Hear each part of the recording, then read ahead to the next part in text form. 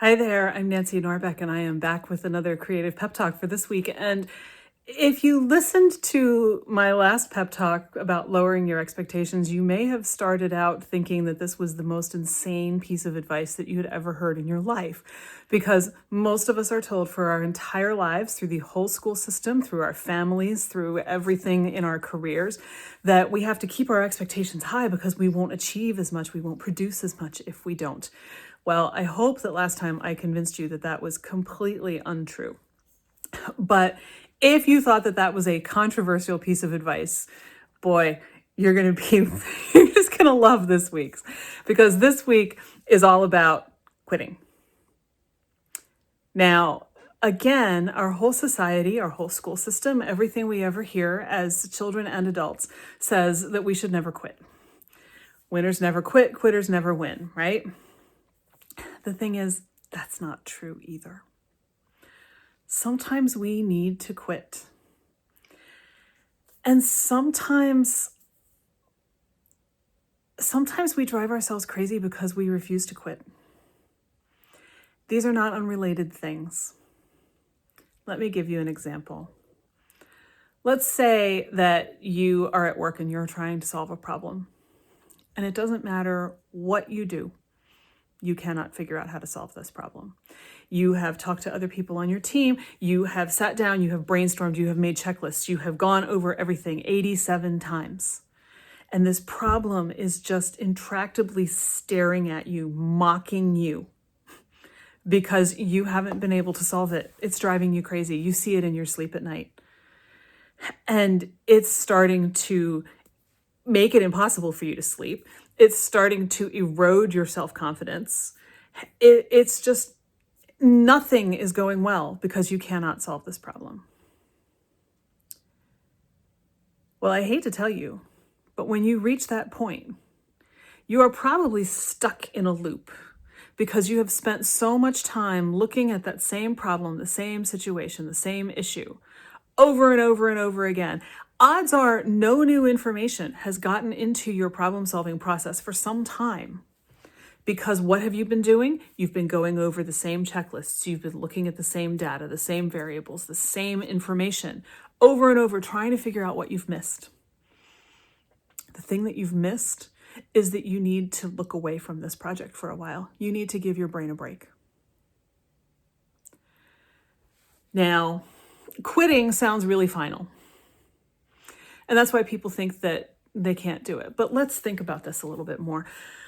I'm going to go ahead and bet that at some point in your life, you have had an experience where you have gone on vacation and you have left all of your work situations at home. If you have never gone on vacation and left your work at home, then you've never really been on vacation, and we have other things to discuss. I highly recommend vacations where you completely leave work behind for this very reason.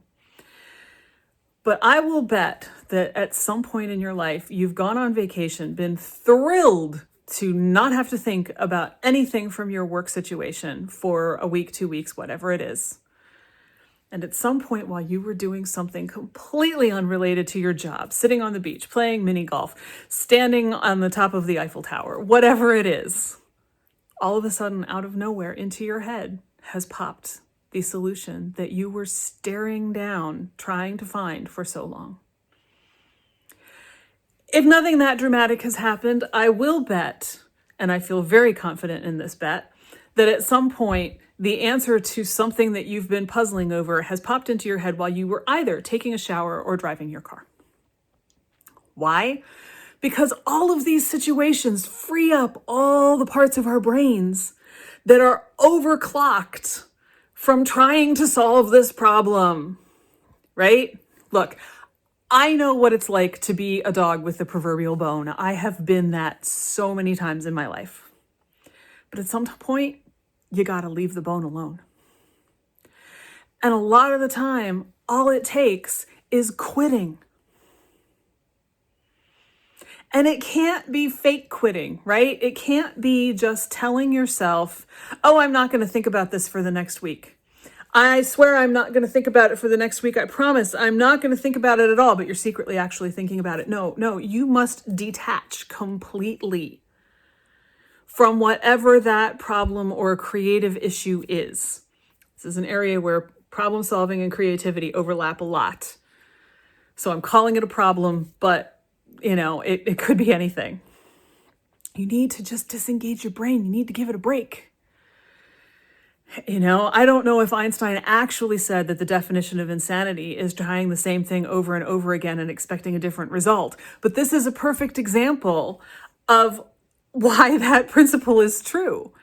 If you keep hammering the same thing over and over and over and expecting that suddenly you're going to get a different answer, suddenly the solution is going to present itself, I'm sorry to tell you, odds are very good you are going to be disappointed. What you need is to quit.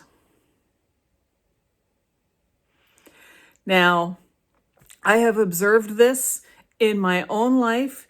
I have had so many things pop into my head while I have either been driving in the car or doing something completely unrelated to that situation.